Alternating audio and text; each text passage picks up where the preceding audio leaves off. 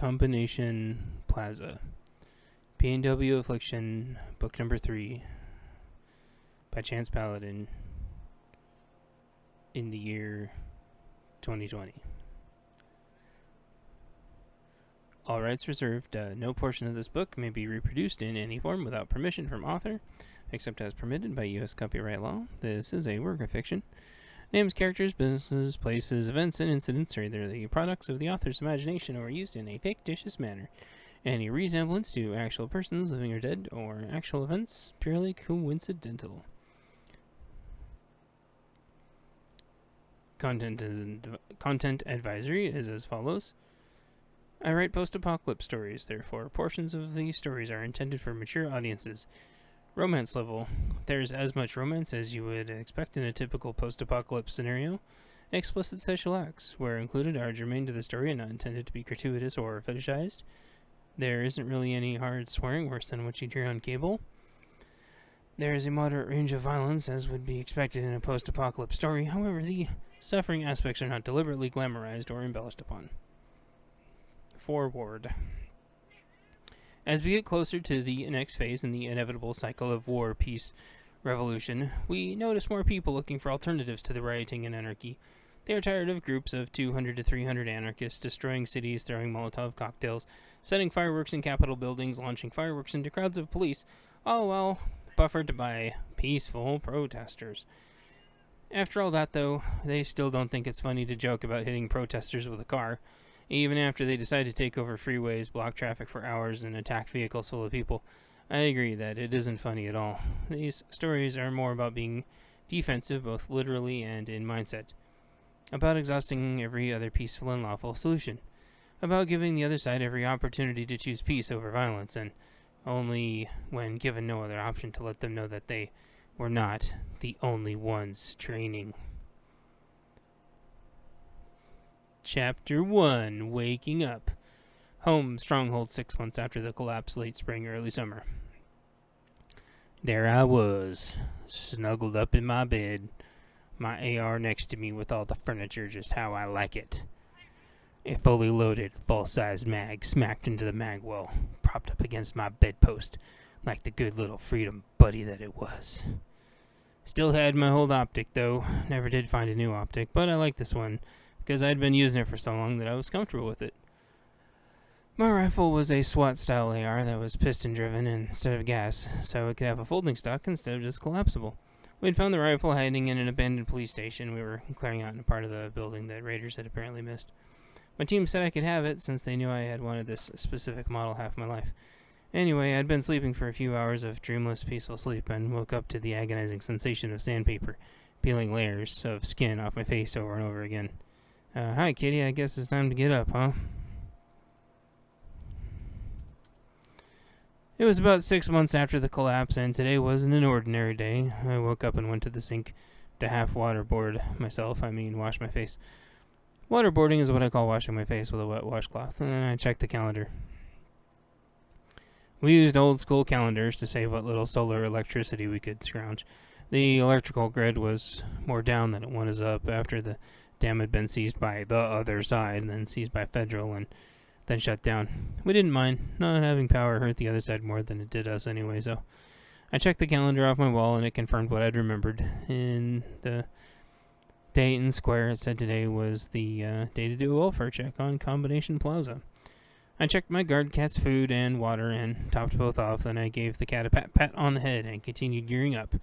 Well, we used cats here for pest control. We couldn't afford losing any food or gear or supplies to rodent damage, so cats were highly regarded.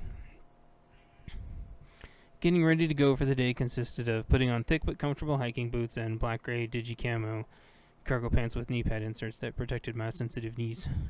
I also had a matching long-sleeve shirt made from a breathable but comfortable material that I could wear for days without it feeling gross.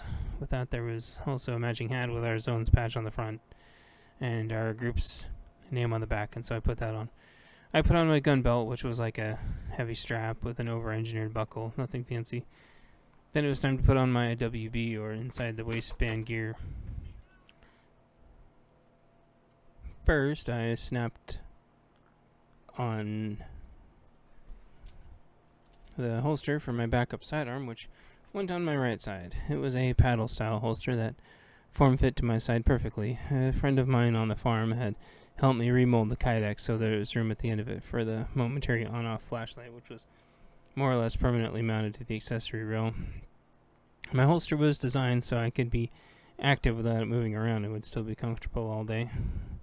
On the other side, I clipped my concealed fixed-blade holster with its blade securely snapped inside. It was a short triangular blade with a handle at an odd 45 degrees.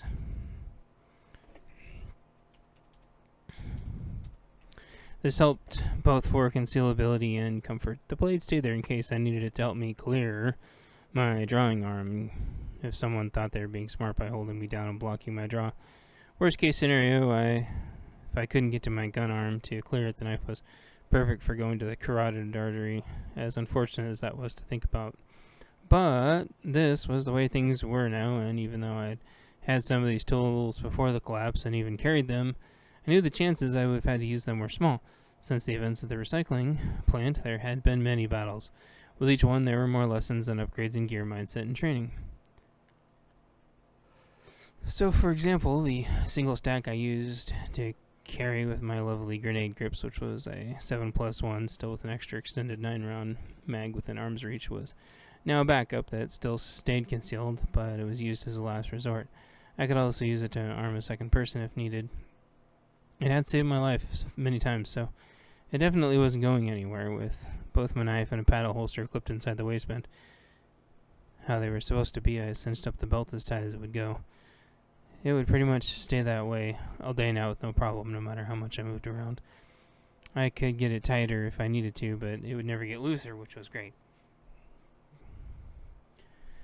I had a plate carrier tactical vest combo that held 6 30-round mags, a standard size for AR mags, so I put that over my shirt. I put my shoulder holster and attached mag pouch on it, which carried a full-size double-stack 9mm with a 320 model number on the side. It had a round capacity of 17+1, which was a big upgrade, but had been crucial since the initial collapse happened.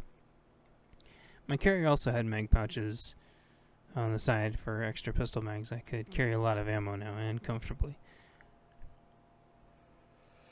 I bumped up to a quick double stack, partially due to the increasing threat quantity, but also because I simply finally got my hands on one. Pre-collapse, I had waited too long, being without money, and eventually the double stacks were all bought up by other people, so it took a long time to find this one, and now me and my 320 were inseparable.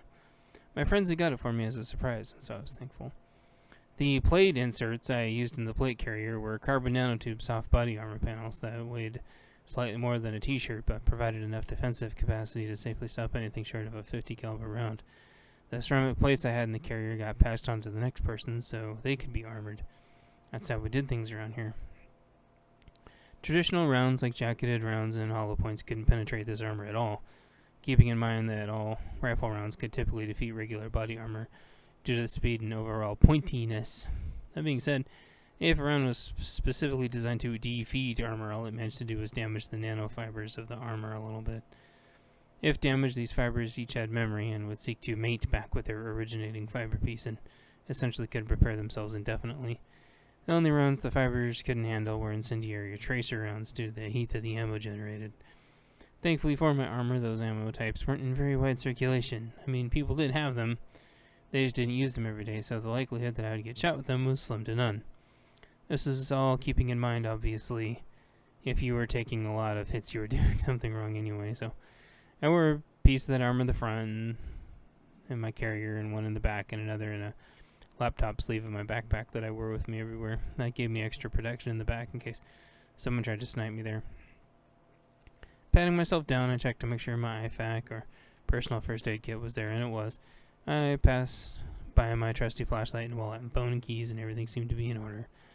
Having completed the ready muscle memory check I'd done so many times before, I kissed my kitty goodbye. As my cat looked at me as indifferently as ever, I slung my SWAT AR over my shoulder barrel down and resisted the urge to do a press check. I knew full well it had a round in the chamber and a full mag, already with the safety clearly on as always. Then I exited my tiny home to go see how the team was doing. My cat didn't try to rush outside, thankfully, but she never really did. Usually only poke her head out for a second. I guess she wanted a warm, lazy day in the house. That was fine with me. My wonderful cat must be used to the routine time-wise to wake me up, because about that time I started to hear a bugle playing first call. I always absolutely love waking up to that song in Boy Scouts at camp every summer, and this was no different.